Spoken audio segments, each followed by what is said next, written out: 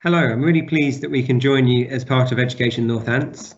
We're excited to share our session with you today.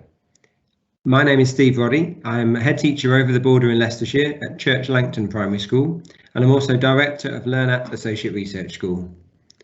I'm joined by Alan Eathorne, who is head teacher at Husbands Bosworth School, a current ELE, and also the research lead for Learnat. Hello, and today we're going to be speaking about Learnat Associate Research School, which works in partnership with the Cairo Research School.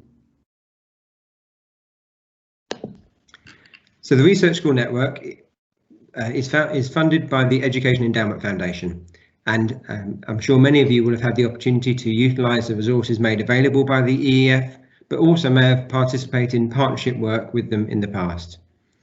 The EEF works across the whole country, and the aims of the EEF are outlined on the screen here. Firstly, it's to summarise the best available evidence and to make that available for teachers and leaders.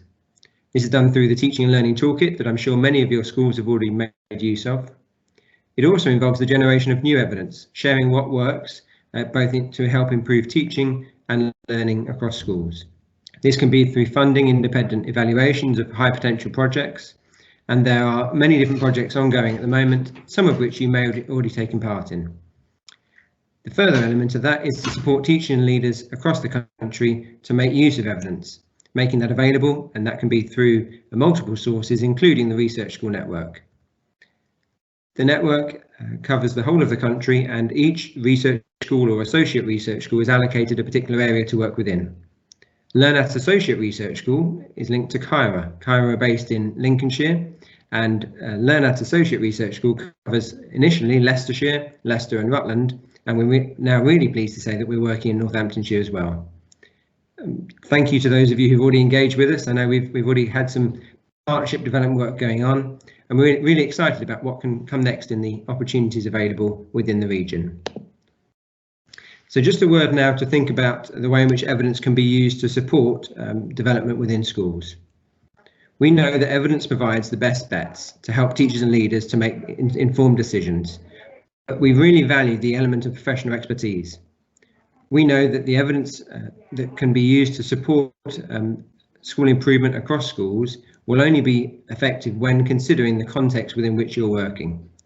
And so a lot of the planning that we put into our provision is considering about the way in which schools can consider the evidence and then apply that within their own setting. I thought it prudent just to mention around the support that the EEF have put in place regarding the COVID-19 situation. I'm sure many of you are already using the EEF guide to supporting school planning. Within there, it outlines the 3 recommended stages of consideration, and I'm sure at this point, as we're delighted to be having the pupils back in school full time, an opportunity perhaps to reflect on these recommendations and to use the support material further. It talks about the importance of high quality teaching being the prime focus. The next then thinking about the academic support and targeting that, and then the wider implication of strategies that will support pupils in many different aspects. I've spoken to many schools both in Leicestershire and Northamptonshire who've made use of this guidance, and again I'd highly recommend you revisiting that perhaps at this stage in the academic year. And so now I'm going to hand over to Alan, who's going to discuss a bit further regarding the implementation stage of this work. Thank you, Steve. Yes, so one of the really great documents and work that's happened within the EEF and the research network is the implementation guidance, which is a brilliant document that helps all schools to think about evidence, as Steve mentioned earlier, and how we take kind of evidence from external and internal and shape that kind of school improvement. And there's also a really great section on the EEF website that has videos and all sorts of other resources to help this. So I thoroughly recommend finding that and looking through those things. There's lots of really useful work there.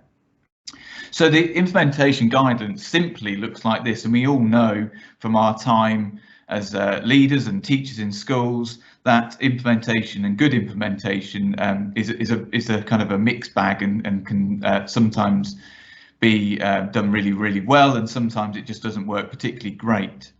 And so this implementation guidance is there to kind of to highlight kind of 6 areas and 6 things to consider when doing any implementation of any sort of any sort of new practice or procedures.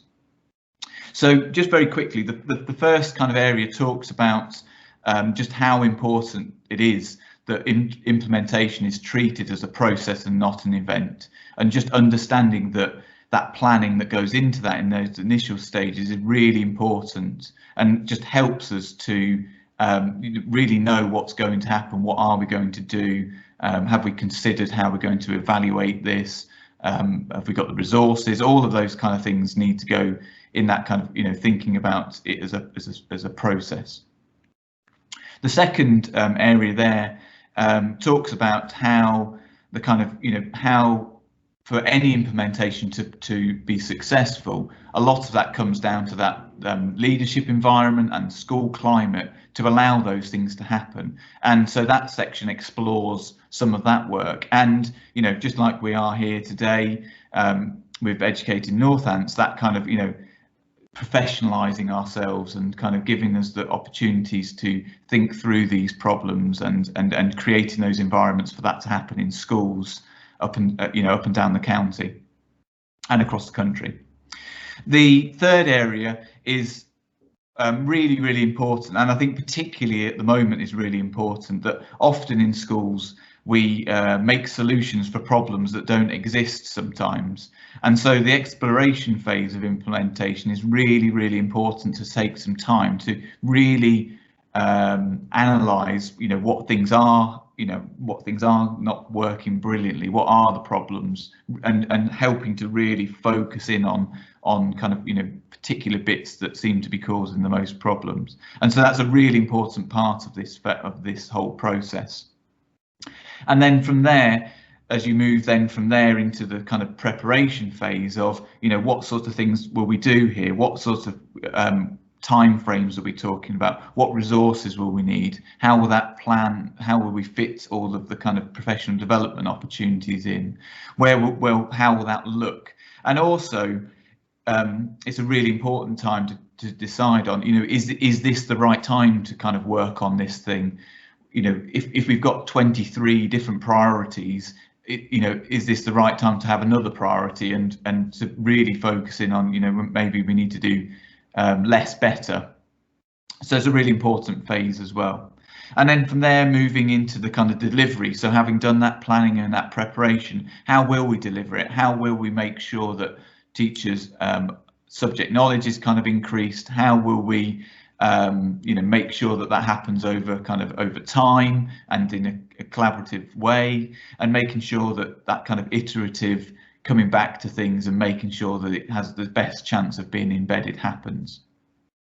And then finally, then in this kind of cycle, that understanding that from there, when you put in all that hard work, that kind of making sure that that the staff meetings happen or other opportunities for professional development happen, that how do we make that sustainable? How do we kind of, I always think of it as how do we go from like third gear in the fifth stage there into sort of fifth gear? How do we still go as fast, but not to the point where we're going to break the engine by going at at that sort of speed, at those sorts of revs. And so that's really important. And the whole process is a cycle. So from there, have we made a difference? Has it worked? Has it not worked? What do we need to do? Do we need to change it? Do we need to get rid of it? Did it fail to do what we hoped it would do? And so from there, it kind of feeds back into that cycle of exploration and preparation and delivery and from there. So it's just a really great document. I highly recommend finding that and the resources, and it's something that feeds into all the work that we do that helps schools to keep on improving and be as great as they can for the children in their schools.